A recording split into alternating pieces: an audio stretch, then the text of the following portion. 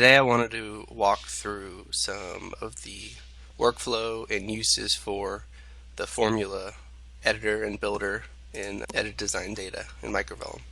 It's a really powerful tool, and you can use it to both build from scratch a formula or a function, and you can also use it to dive down into a function. So if I come here, which this I can access just by double clicking in a cell, or if you hit F2 it opens up the edit formula window, and then from here you have the formula editor and builder down here. And so if you highlight a function, just the function, like here the if, and hit FX, it will drill down into that function and the different elements. And it breaks it out into its arguments. So here for an if function you have a logical test, which is what we have here, then the value if true and the value if false. And then over here it's going to tell you how each of those are calculating and what the output is. And furthermore, you can just keep going down the line into each component until you get down into the deepest layer of that function or statement and make edits there, as opposed to trying to make sense of all of this in its entirety. And then even from here you don't have to start at the top. So I can come all the way down to this if statement here, and that's what I get. Furthermore, there's a help.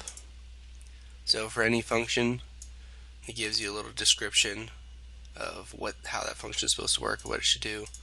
And then if you click in each cell, it tells you down here what should be going in each cell and what it's doing. So that's how you can drill down into an existing function or formula. But we can write a new formula altogether. So if I hit F2, I can come here, and it's not going to type the equals for you, so I usually start by typing equals. And then if you hit FX, it's going to say could not evaluate formula. That's because we did not highlight anything for it to evaluate. Just click OK and it brings you to this dialog.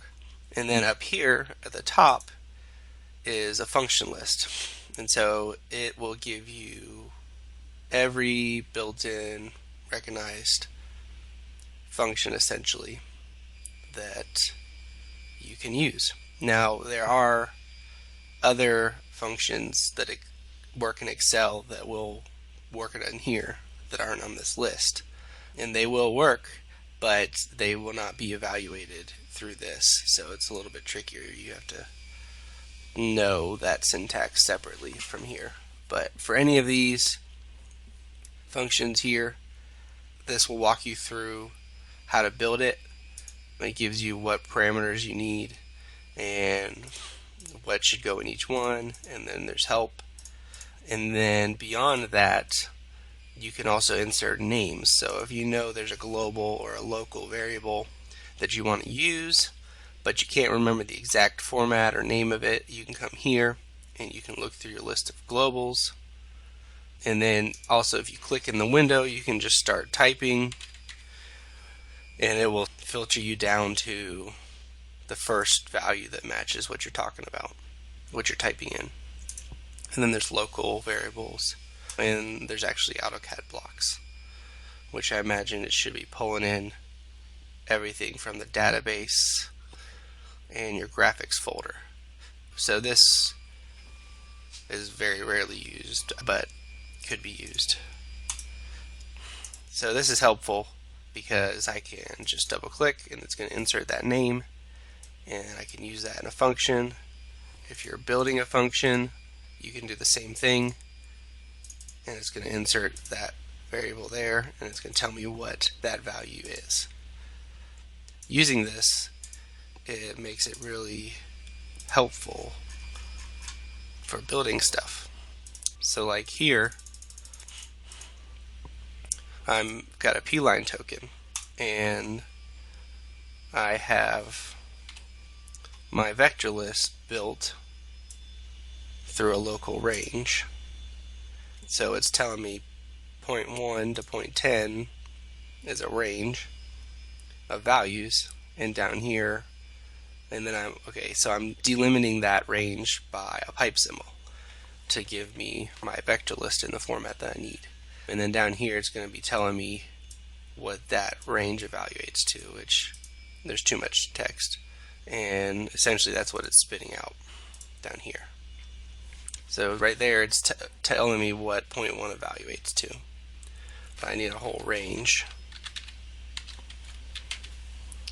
And then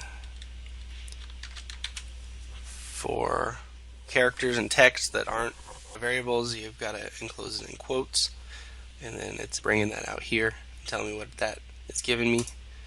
If I insert, I have built that function or that formula, and voila. That's just an easy way to build something when you know what you're looking for, but you don't know the exact variables. The same thing here. I can evaluate and drill down into this offset, range to string, and then within it is an offset. And then even in there, I wonder if it would let me evaluate this. It doesn't know what to do with a row. So there's an example. Here is an Excel function that is not in my function list. So it doesn't know what to do with it, so it's not going to evaluate it, but it works. Anyways, it's a quick overview and walkthrough of the formula builder and function editor, and hopefully you find that useful.